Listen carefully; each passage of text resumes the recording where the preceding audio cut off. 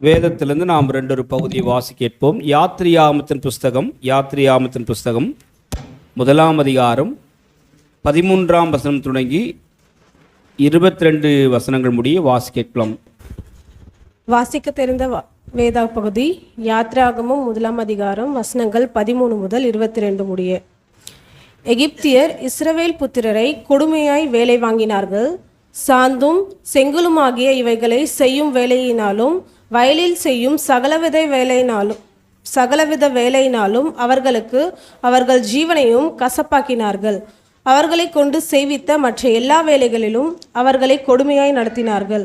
அதுவுமின்றி எகிப்தின் ராஜா சிப்பிரால் பூவால் என்னும் பேருடைய எபிரேய மருத்துவச்சிகளோடு பேசி, நீங்கள் எபிரேய ஸ்திரீகளுக்கு மருத்துவம் செய்யும்போது அவர்கள் மனையின் மேல் உட்கார்ந்திருக்கையில் பார்த்து, ஆண் பிள்ளையானால் கொன்று போடுங்கள், பெண் பிள்ளையானால் உயிரோடு இருக்கட்டும் என்றான்.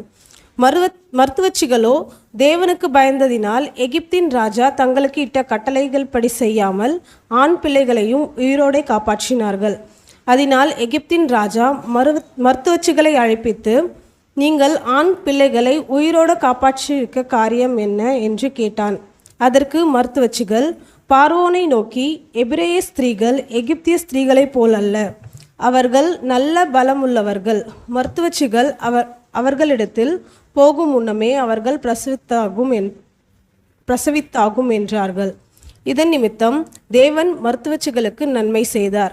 ஜனங்கள் பெருகி மிகுதியும் பலத்து போனார்கள். மருத்துவச்சிகள் தேவனுக்கு பயந்ததினால் அவர்களுடைய குடும்பங்கள் தழைக்கும்படி செய்தார். அப்பொழுது பார்வோன் பிறக்கும் ஆண் பிள்ளைகளை எல்லாம் நதியிலே போட்டுவிடவும் பெண் பிள்ளைகளை எல்லாம் உயிரோடு வைக்கவும் தன் ஜனங்கள் எல்லாருக்கும் கட்டளையிட்டான். ஆமென்.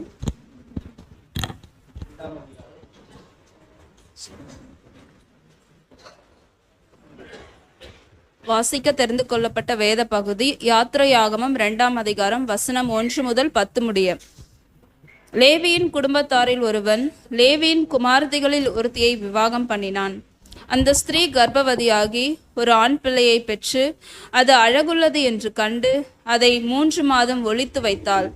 அவள் அதை அப்புறம் ஒளித்து வைக்க கூடாமல் ஒரு நாணற் பெட்டியை எடுத்து அதற்கு பிசினும் கீழும் பூசி அதிலே பிள்ளையை வளர்த்தி நதியோரமாய் நாணலுக்குள்ளே வைத்தாள். அதற்கு என்ன சம்பவிக்கும் என்பதை அறியும்படி அதன் தமக்கை தூரத்திலே நின்று கொண்டிருந்தாள். அப்பொழுது பார்வோனுடைய குமாரத்தி நதியில் ஸ்நானம் பண்ண வந்தாள். அவளுடைய தாதிகள் நதியோரத்தில் உலாவினார்கள். அவள் நாணலுக்குள்ளே இருக்கிற பெட்டியை கண்டு தன் தாதியை அனுப்பி அதை கொண்டு வரும்படி செய்தாள். அதை திறந்த போது பிள்ளையை கண்டால் பிள்ளை அழுதது. அவள் அதன் மேல் இரக்கமுற்று, இது எபிரேயர் பிள்ளைகளில் ஒன்று என்றாள். அப்பொழுது அதன் தமக்கை பார்வோனின் குமாரத்தியை நோக்கி, உமக்கு இந்த பிள்ளையை வளர்க்கும்படி எபிரேய ஸ்திரீகளில் பால் கொடுக்கிற ஒருத்தியை நான் போய் உம்மிடத்தில் அழைத்து கொண்டு வரட்டுமா என்றாள். அதற்கு பார்வோனுடைய குமாரத்தி, அழைத்து கொண்டு வா என்றாள். இந்த பெண் போய் பிள்ளையின் தாயையே அழைத்து கொண்டு வந்தாள். பார்வோனுடைய குமாரத்தி அவளை நோக்கி, நீ இந்த பிள்ளையை எடுத்துக்கொண்டு போய் அதை எனக்கு வளர்த்திடு, நான் உனக்கு சம்பளம் கொடுக்கிறேன் என்றாள். அந்த ஸ்திரீ பிள்ளையை எடுத்துக்கொண்டு போய் அதை வளர்த்தாள். பிள்ளை பெரிதான போது அவள் அதை பார்வோனுடைய குமாரத்தின் இடத்தில் கொண்டு போய் விட்டாள். அவளுக்கு அவன் குமாரனானான். அவள் அவனை சலத்தினின்று எடுத்தேன் என்று சொல்லி அவனுக்கு மோசே என்று பெயரிட்டாள். ஆமென். கர்த்தருடைய நாமத்துக்கு ஸ்தோத்திரம். இந்த நாளிலே நம்முடைய அழைப்புக்கு இணங்கி அருமையான கிதியோன் இன்டர்நேஷ்னல் ஊழியம், நமக்கு எல்லாருக்கும் தெரியும், கிதியோன் ஊழியமானது பல நாடுகளிலே செய்யப்படுகிற ஊழியம். அவங்களுடைய ஊழியமே என்ன ஊழியம்னா, வேதாகமத்தை ஒவ்வொரு வீட்டுக்கும் அல்லது ஒவ்வொரு பள்ளியில் உள்ள மாணவர்களுக்கும், ஒவ்வொரு ஹாஸ்டல்ஸு, ஸ்கூல்ஸு, ஹாஸ்பிட்டல், இப்படிப்பட்ட இடங்களிலே ஒரு வேதாகமத்தை அவர்களுக்கு நாம் கொடுக்க வேண்டும். விதமாக சுவிசேஷ பணி, நற்செய்தி பணி பிரபலமாக வேண்டும். அதற்காக பல படித்து மேதைகளாயிருக்கிற அநேகர் தங்கள் நேரங்களையும் தங்கள் பொருட்களையும் பணங்களையும் செலவு செய்து பல ஊழியங்களுக்கு அவர்கள் சப்போர்ட் பண்ணுகிறாங்க. இன்றைக்கி இந்தியா பைபிள் லிட்ரேச்சர் IBL மூலமாக வேதாகமம் அச்சிடப்படுகிறது. ஆனால் அதற்கு உதவியாக நம்ம SBI வேதாகமத்தை பிரிண்ட் பண்ணுற இடம் பெங்களூர்லேருந்து பைபிள் சொசைட்டி ஆஃப் இந்தியாவிலேருந்து பிரிண்ட் பண்ணுறாங்க. அருமையான கிதியோன் இன்டர்நேஷனல் அவங்க பல ஆயிரங்கள் பைபிளில் வாங்கி அவங்க பல இடங்களுக்கு டிஸ்ட்ரிபியூட் பண்ணுறாங்க. அவங்களுடைய பிரயாணங்கள், ஊழியங்கள், அப்படிப்பட்ட ஊழியர்களுக்காக உங்கள் குடும்பங்களிலே நீங்கள் தனிப்பட்ட முறையில் ஜெபிக்கும்படியாக அன்போடு கூட கேட்டுக்கொள்கிறேன். இன்றைக்கு அருமையான அண்ணன் அமர்நாத் அண்ணன் நம்ம இருப்பது மிகுந்த சந்தோஷம். அவர்கள் இந்த கிதியோன் இன்டர்நேஷ்னல் லோக்கலுடைய பிரசிடெண்ட்டாக தலைமை ஊழியராகிற அண்ணன் தயவுசெய்து முன்னால் வாங்கினா அவங்க நம்முடைய அக்காவை முன்னால் வாங்கக்கா. அருமையான டாக்டர் ரெபேக்கா அக்கா மேலே வாங்கக்கா. ரெபேக்கா அக்கா அவங்க நமக்கு நல்லா பரிச்சயமானவர்கள். நம்முடைய சித்தூர் பஸ் ஸ்டாண்ட் பக்கத்தில் மேலே வந்துருங்கண்ணே. சித்தூர் பஸ் ஸ்டாண்டில் பல வருடங்களாக ஒரு ஹாஸ்பிட்டல் கிளினிக் வச்சு நம்ம சபையில் எத்தனையோ ஏழப்பட்ட நம்முடைய காந்தம்மா, குப்பம்மா, பார்வதி அம்மா, அப்புறம் வேறு யார், எங்கம்மா, அநேக நம்முடைய சபையில் இருந்த விசுவாச மக்களுக்கு அவங்க ஊழியம் செய்திருக்கிறாங்க, மருத்துவம் செய்திருக்காங்க, உதவி செய்திருக்காங்க. அதற்காக சபையின் சார்பாக அருமையான அண்ணன் அவர்களுக்கும் அக்கா அவர்களுக்கும் நம்முடைய நன்றியை தெரிவித்துக் கொள்கின்றோம். தொடர்ந்து அவர்கள் ஆண்டுடைய ஊழியத்தை இன்றைக்கு நம்முடைய பகுதியிலே நம்முடைய சபையிலே செய்ய வந்திருக்கார்கள். அவர்களுக்காகவும் அவருடைய பணிகளுக்காகவும் நீங்கள் தொடர்ந்து உங்கள் ஜெபங்களிலே ஜெபிக்கும்படியாக அன்போடு உங்களுக்கு கேட்டுக்கொள்கின்றேன். நம்ம போன வாரம் குறிப்பாக நம்ம கிதியோன் இன்டர்நேஷனல் குறித்து நான் உங்களுக்கு அறிவிப்பு எதுவும் கொடுக்கல. ஆனாலும் இப்போ சொல்கிறேன், யாரெல்லாம் நீங்கள் கிதியோன் இன்டர்நேஷ்னல் இந்த ஊழியங்களுக்காக வேதாகமத்தை கொடுக்குற இந்த நல்ல ஊழியத்துக்காக கான்ட்ரிபியூட் பண்ணணும்னு நினைக்கிறீங்களோ, அருமையான அமர்நாத்தனுடைய ஃபோன் நம்பர் வாங்கி நீங்கள் அதில் ஜிபே கூட பண்ணலாம். இல்லை இப்போ ஏதாச்சும் கொண்டு வந்திருக்கிறதுனா ஒரு கவரில் போட்டு என்ன பண்ணலாம், அதை அந்த ஊழியத்துக்கென்று நீங்கள் ஒரு சிறப்பு காணிக்கையாக செலுத்தும்படியாக உங்களை அன்போடு கூட நான் கேட்டுக்கொள்கிறேன். கர்த்தர் நம்மை ஆசிர்வதிப்பாராக.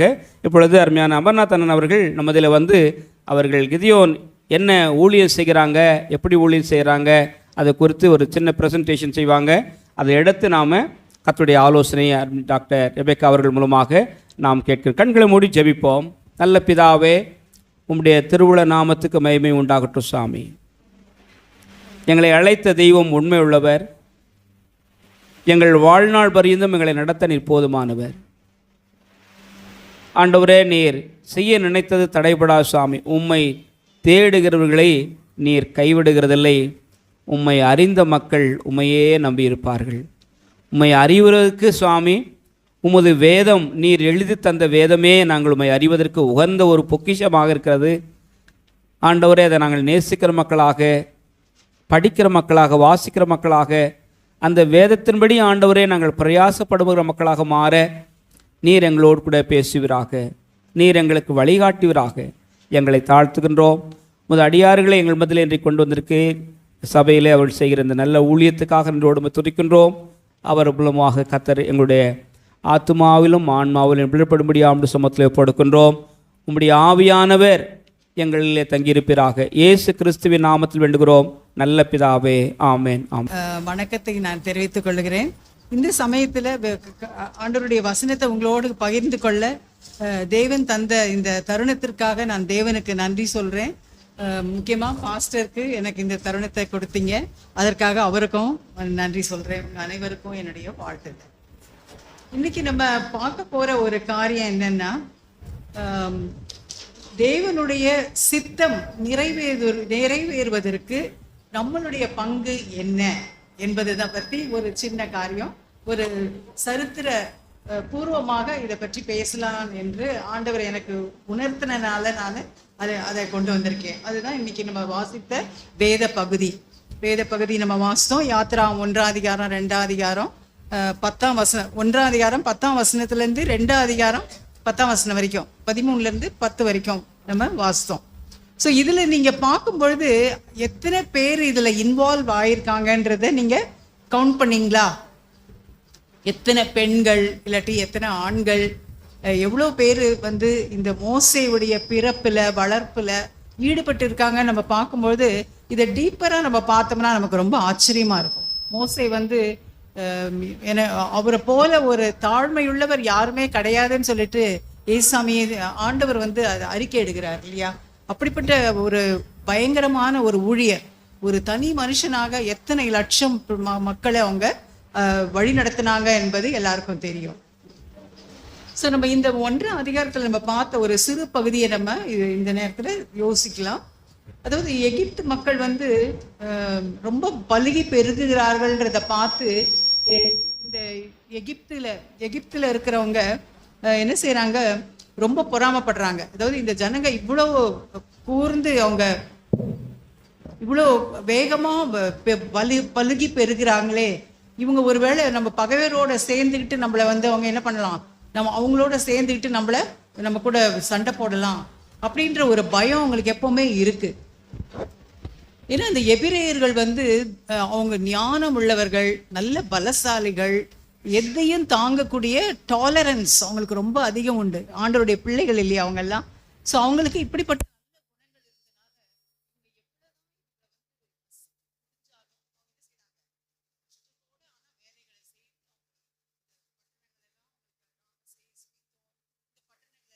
கொடுக்குறாங்க.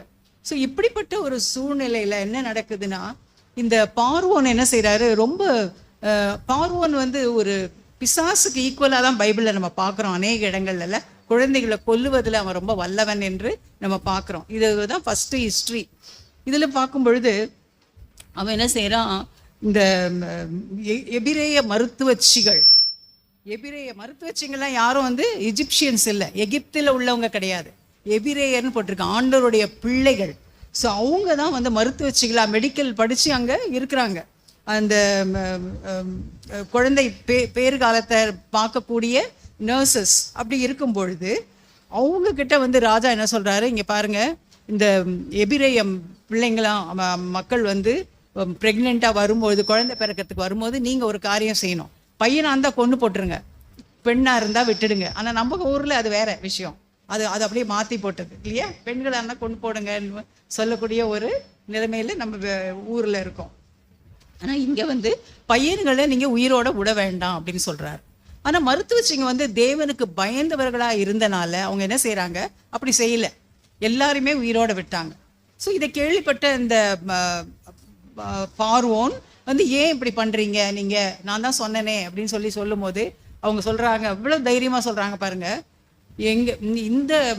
இங்கே வர்ற டெலிவரிக்கு வர்றவங்க எல்லாரும் இந்த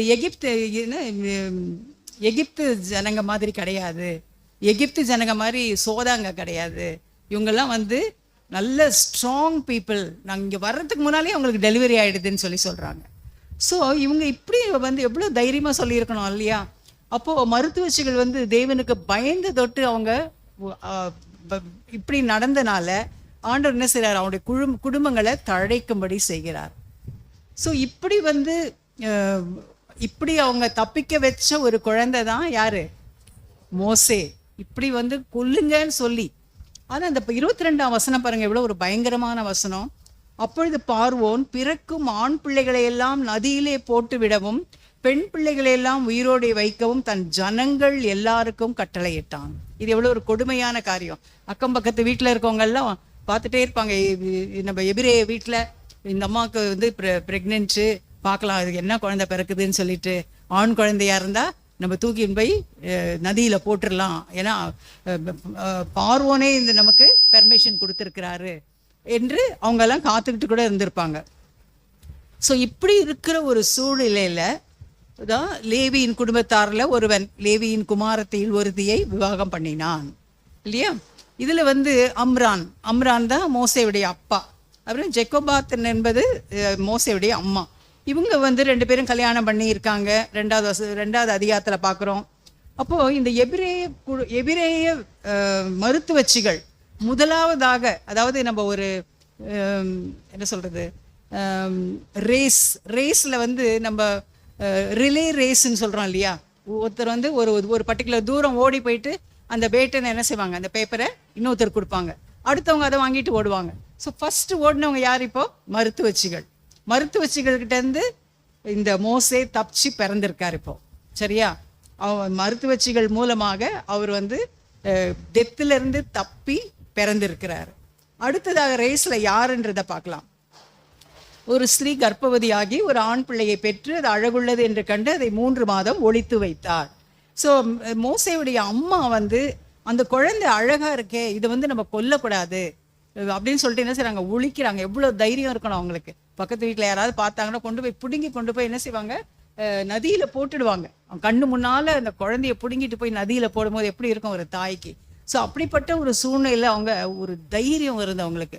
அந்த தைரியம் அசாதாரணமான தைரியம், தேவன் கொடுத்த தைரியம். இந்த குழந்தை அழகா இருக்கு, இந்த குழந்தை வந்து ஒரு ஒரு ஸ்பெஷல் குழந்தை, இதை நான் என்னால் முடிஞ்ச அளவு நான் அதை காப்பாற்றணும் அப்படின்னு சொல்லி 3 மாதம் எப்படியோ ஒழிச்சு வச்சுட்டாங்க. 3 மாதம் வரைக்கும் குழந்தைங்களை சத்தம் போடாமல் பார்த்துக்க முடியுமா? முடியாதா? பாலுக்கு அழுதுச்சுன்னா உடனே பால் கொடுத்தா அமைதலாயிடும். தூக்கத்துக்கு அழுதுச்சுன்னா தூங்க வச்சிட்டோம்னா அழுக குறைஞ்சிடும். அப்புறம் பாத்ரூம் பண்ணிடுச்சுன்னா அதெல்லாம் க்ளீன் பண்ணிட்டோம்னா குழந்தை அழுகை நிறுத்திடும். ஆனால் 3 மாதத்துக்கு அப்புறம் பார்த்துருக்கீங்களா, அந்த குழந்தை வந்து ப்ரெஷர் குக்கர் சத்தம் மாதிரி ஒன்று போடும். அதை யாராலையும் அடக்க முடியாது. அது சந்தோஷமாக இருந்தால் அந்த மாதிரி சத்தம் தான் போடும். அதுக்கு மேலே அதால் அடக்க முடியாது, யாராலையும் அடக்க முடியாது. அதனால தான் அந்த அம்மா 3 மாதத்துக்கு மேலே அடக்க முடியல. ஆனாலும் அந்த குழந்தைய கொல்றதுக்கு அவங்களுக்கு மனசு வரவே இல்லை. ஆண்டவருக்கு பயந்தனால அவங்க என்ன செய்கிறாங்க, என் தேவன் கொடுத்த இந்த குழந்தைய ஆண்டவர் காப்பாற்றுவார் அப்படின்ற ஒரு நம்பிக்கை அவங்களுக்கு இருந்துகிட்டே இருக்கு. இது ஸ்பெஷல் குழந்தை, இது ஒரு அழகான குழந்தை அப்படின்னு சொல்லிட்டு அவங்க என்ன பண்றாங்க, அவங்களுக்கு ஒரு ஐடியா வருது. பரிசுத்த ஆவியானவர் தான் அந்த ஐடியாவை கொடுத்துருக்கணும். ஒரு பேஸ்கெட் ஒன்று செய்து அதில் கீழெல்லாம் பூசி, தண்ணி உள்ளே போகாத மாதிரி உள்ளேயும் வெளியும் கீழ் பூசி, அதுக்கு ஒரு மூடி போட்டு அழகா உள்ள ஒரு சாஃப்டா ஃபெதர்ஸ்லாம் வச்சு இந்த குழந்தைய அதில் கிடத்தி அவங்க என்ன செய்கிறாங்க, வருத்தத்தோடு கொண்டு போகிறாங்க. ஜெபத்தோடு கொண்டு போகிறாங்க, ஆனால் வருத்தத்தோடு கொண்டு போகிறாங்க. கொண்டு போய் நைல் நதி ஓரத்துலலாம் வந்து அந்த புல், அந்த இது வளர்ந்துருக்கும் இல்லையா, அந்த கூடை செய்வாங்க இல்லையா, அந்த புல்லுக்கு நடுவில் அது நாணல், அந்த நாணல் செடி நிறையா இருக்குது. அது உயரமாக வரும், ஆனால் தண்ணி ஓடிட்டு இருக்கும். நாணல் செடிக்கு நடுவில் தண்ணி பாட்டுக்கு ஓடுற தண்ணி தான், ஆனால் நாணலுக்கு நடுவில் கொண்டு போய் அவங்க வைக்கிறாங்க. எவ்வளோ ஒரு ஞானம் இல்லையா? அந்த பெட்டி வந்து அங்கேயே தான் இருக்கும், ஏன்னா தண்ணி ஓடும். ஆனால் இந்த பெட்டி ஓடாது தண்ணியோட, ஏன்னா நாணல் செடிங்க அங்கங்கே இருந்து அதை பிடிச்சிக்கும், அப்படியே நிற்க வச்சுக்கும். அதனால அவ பத்திரமா அந்த குழந்தை வந்து பாதுகாப்போட அங்கே இருக்கிறத நம்ம பார்க்குறோம். ஸோ அவள் வச்சுட்டு அவள் ஜெபத்தோட தான் வந்திருக்கணும். வந்துட்டு அங்கே பக்கத்தில் யாரை விட்டுட்டு வரா, அவளுடைய மகள்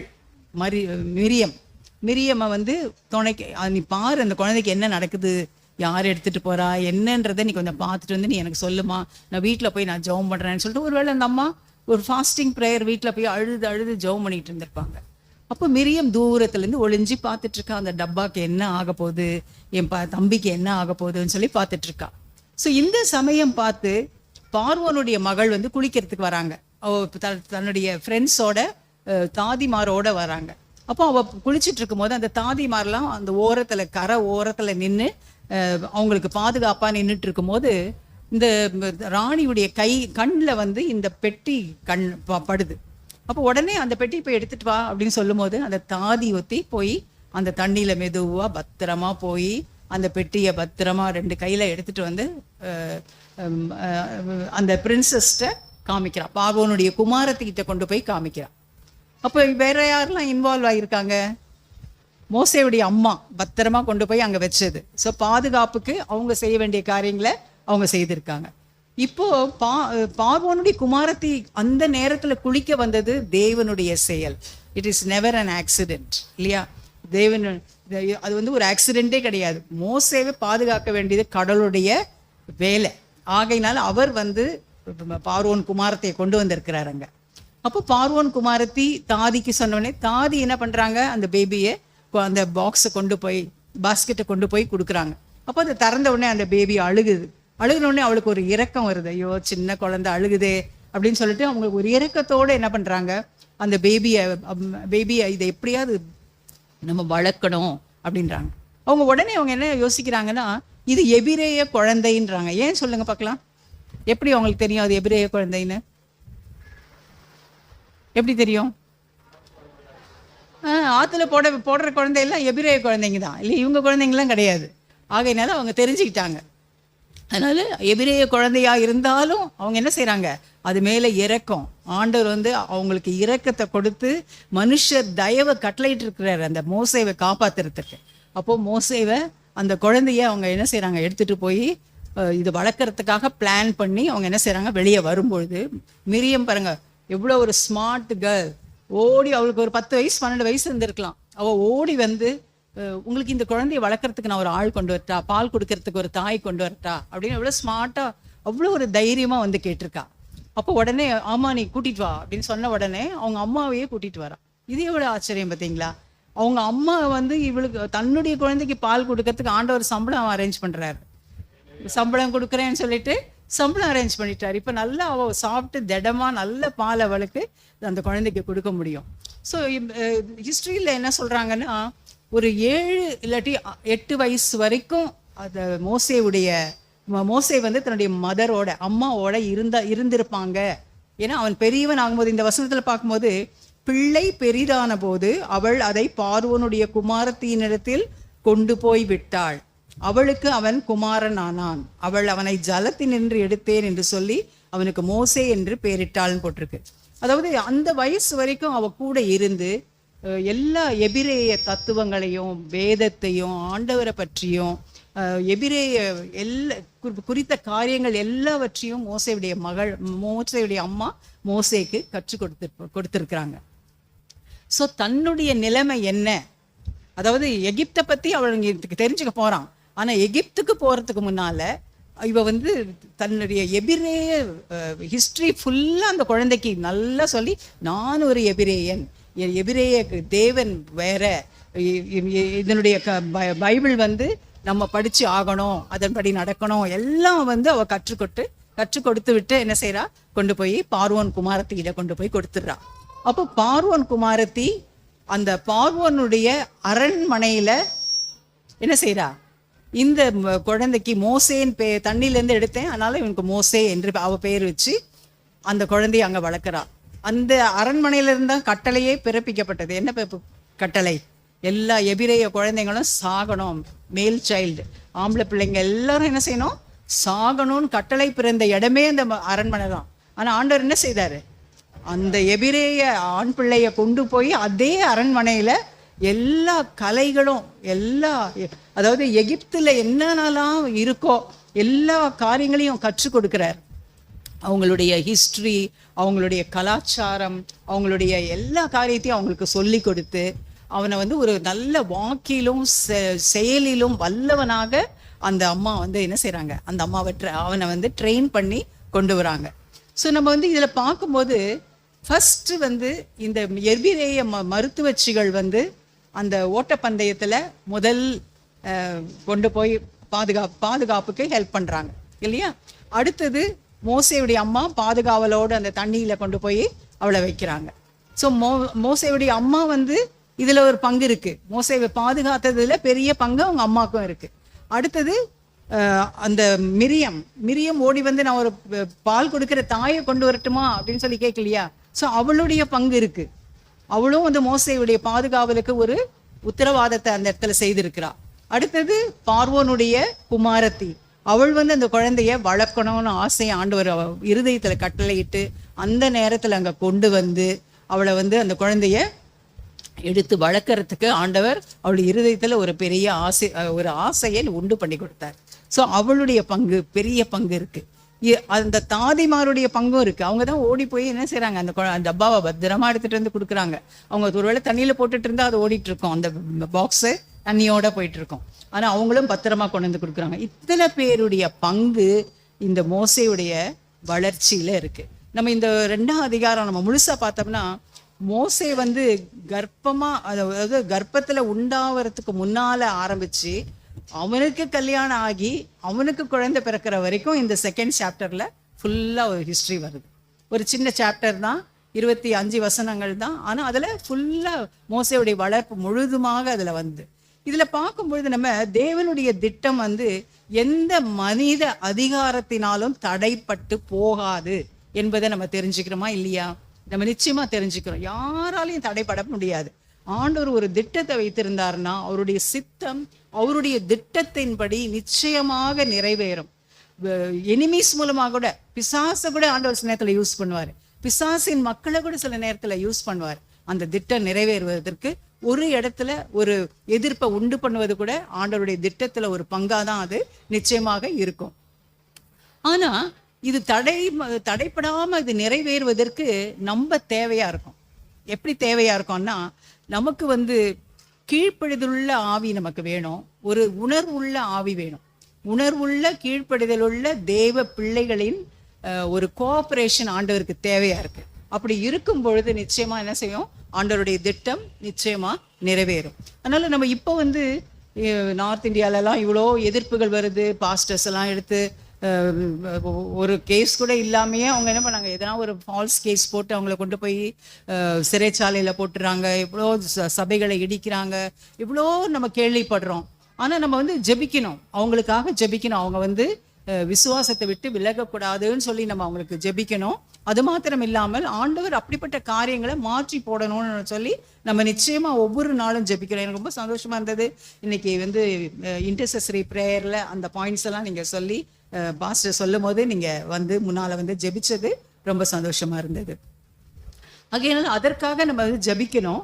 இதெல்லாம் வந்து ஒரு ப்ரீலோடு ஆண்டவர் ஏற்கனவே சொல்லப்பட்டது தான் இல்லையா.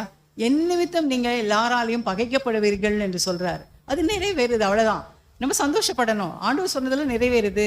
ஸோ ஆண்டவருடைய வருகை வந்து ரொம்ப சமீபமாயிடுச்சு, நம்மளாம் ஆண்டவரோட போகிறோம். அந்த சந்தோஷம் எப்பவுமே நமக்கு இருக்கணும்.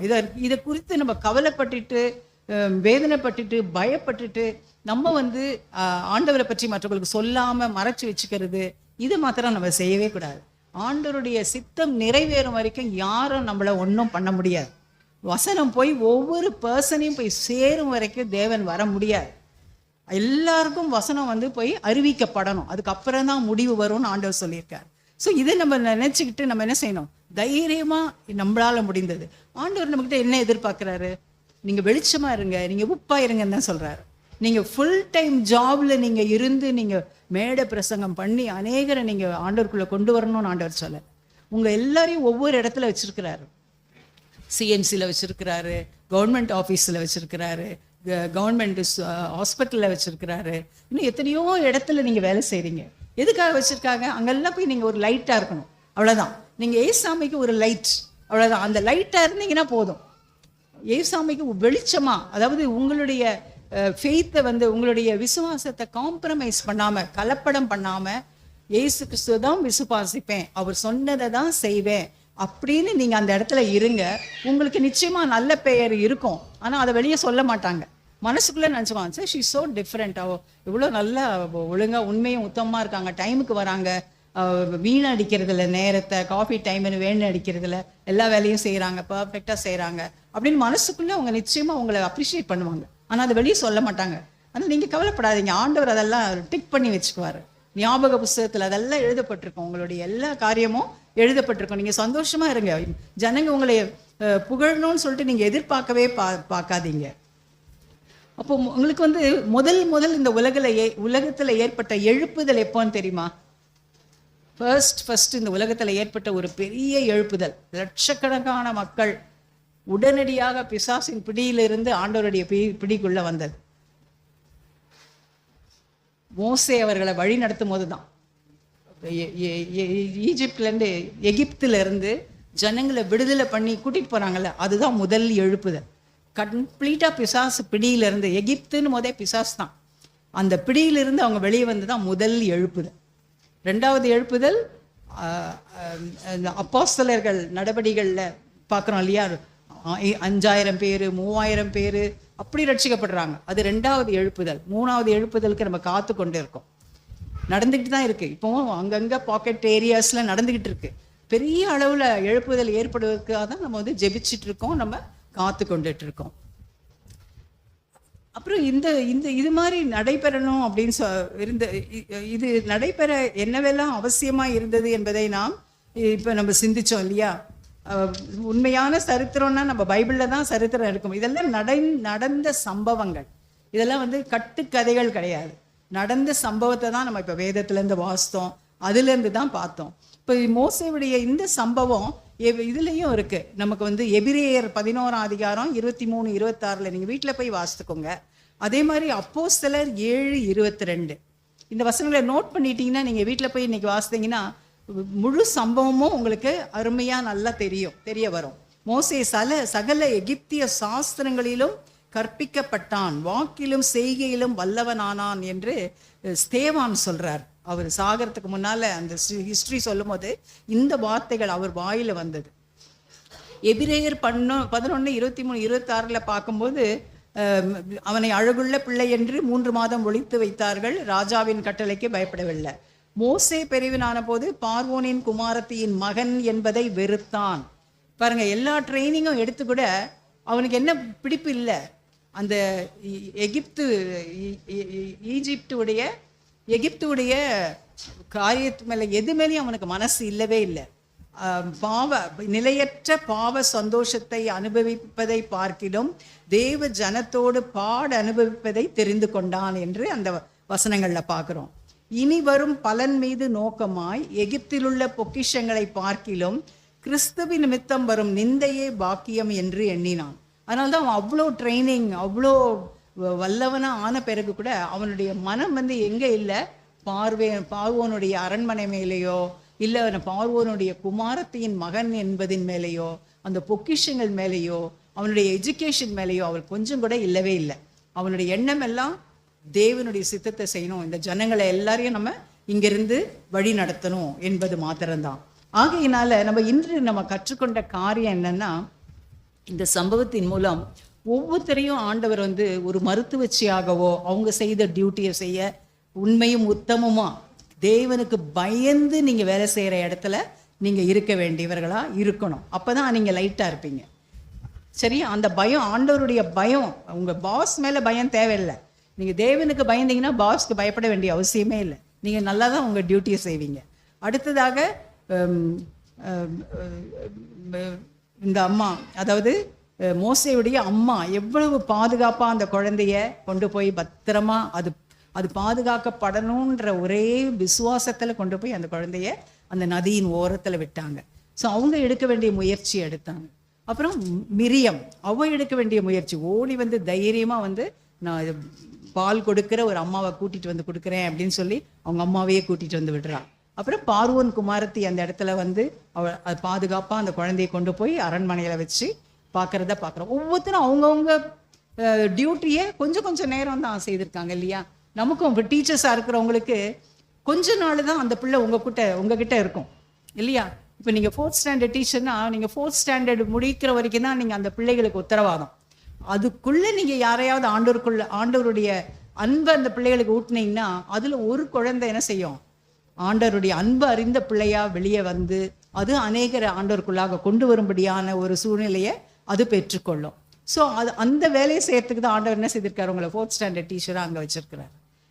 இப்படி தான் ஒவ்வொரு இடத்துலையும் ஒரு நர்ஸோ ஒரு டாக்டரோ இல்லை ஒரு ஹாஸ்பிட்டலில் இருக்கிற அவங்க கிட்ட இருக்கிற அந்த வார்டில் உள்ள பேஷண்ட்ஸ் எப்படியாவது ஒத்தராவது ஆண்டவரை தெரிந்து கொண்டு போகணுன்றதுக்காக தான் உங்களை என்ன செய்திருக்காரு, அங்கே லைட்டாக வச்சிருக்கிறார். இதை நம்ம எப்பவுமே உணரணும். நம்ம எங்கே இருந்தாலும், ஒருவேளை நம்ம வியாபாரம் செய்கிறவர்களாக இருந்தால் கூட உண்மையும் உத்தமமாக நம்ம இருக்கிற இடத்துல இருந்தோம்னா ஆண்டவர் என்ன செய்வார், நம்மளை லைட்டாக நம்ம இருக்கிறனால நமக்கு நிறைந்த ஆசீர்வாதம் நம்ம குடும்பங்கள் தழைக்கும்படியாக ஆண்டவர் செய்வார்.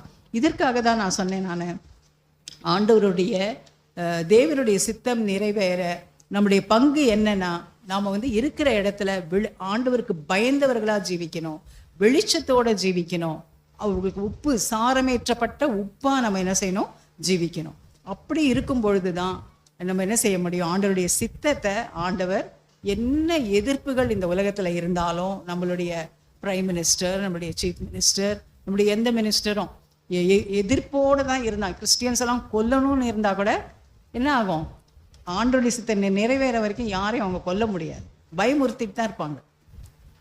ஆகையினால நம்மளுடைய காரியத்தை நம்ம செய்வோம். நம்ம தேவனுக்கு பயந்து இருக்கும் பொழுது ஆண்டவர் என்ன செய்வார், நிச்சயமா அவருடைய சித்தத்தை இந்த உலகத்துல நிறைவேற்றுவதற்கு நம்மளை கருவியா உபயோகிப்பார். ஆகையினால இந்த நாள்ல நம்ம ஆண்டவருக்கு நான் பயந்து இருப்பேன், நான் எந்த வேலை செய்தாலும், ஒரு வியாபாரியா, சின்ன வியாபாரியா இருந்தாலும் சரி, பெரிய வியாபாரியா இருந்தாலும் சரி, எந்த நிலைமையில இருந்தாலும் நான் ஆண்டவருக்கு பயந்து என் காரியத்தை நான் செய்வேன். என்னுடைய பாஸ் தேவன், அவருக்கு பயந்து நான் செய்வேன் அப்படின்னு நீங்க செய்யுங்க. ஆண்டவர் உங்களுக்கு பெருத்த ஆசீர்வாதத்தை எல்லாவற்றிலும் கொடுப்பார். உங்களுடைய குடும்பத்தை தழைக்க வைப்பார். நீங்க கையிட்டு செய்கிற எல்லா பிரயாசத்தையும் ஆசீர்வதிப்பார். எப்படி யோசேப்போட ஆண்டவர் இருந்தாரோ, சிறைச்சாலையில கூட ஆண்டவர் யோசேப்போட இருந்தார், அப்படி உங்களோட ஆண்டவர் எல்லா இடங்களிலும் இருப்பாரு. ஆண்டவர் உங்களை பெரிய ஆசீர்வாதமா யூஸ் பண்ணி அவருடைய திட்டம் உங்கள் மூலமா நிறைவேறுவதற்கு உதவி செய்வார். தேவன் இந்த வசனங்களை ஆசீர்வதிப்பாராக. 1 தீமோத்தேயு புஸ்தகம் 2ஆம் அதிகாரம் 4ஆம் வசனம். அந்த வசனத்தில் ரிஃப்ளெக்ட் பண்ணுங்கள். இன்னைக்கு ஒரு அருமையான செய்தி நாம் இன்றைக்கு கேட்டோம். நாம் ஒவ்வொருத்தரையும் ஆண்டவர் வெவ்வேறு இடங்களில் பிளேஸ்மெண்ட் பண்ணி வச்சுருக்கார்.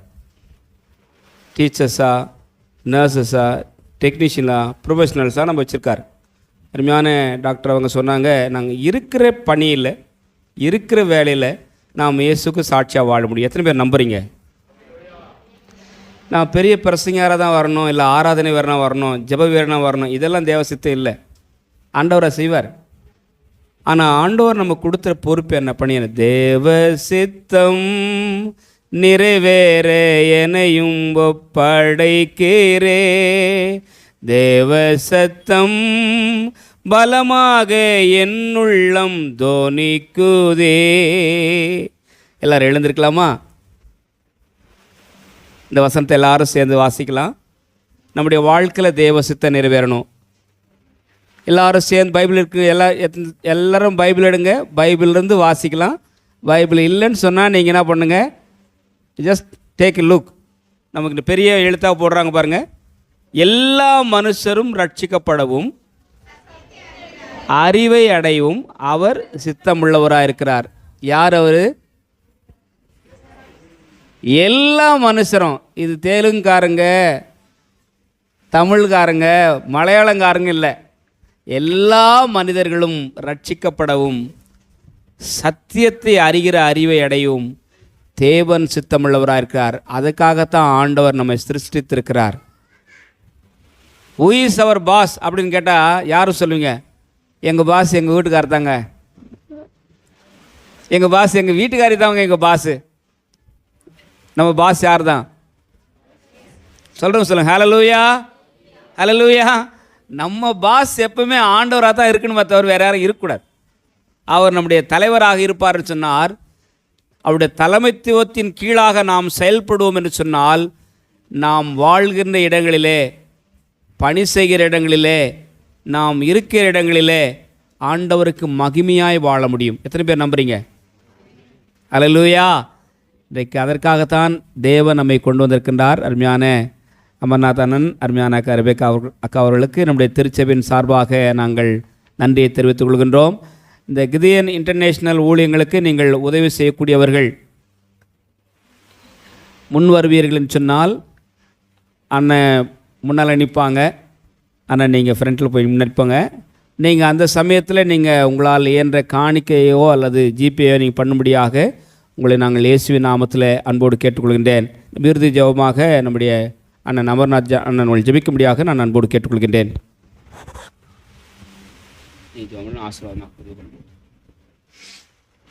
ஜெபிப்போம்.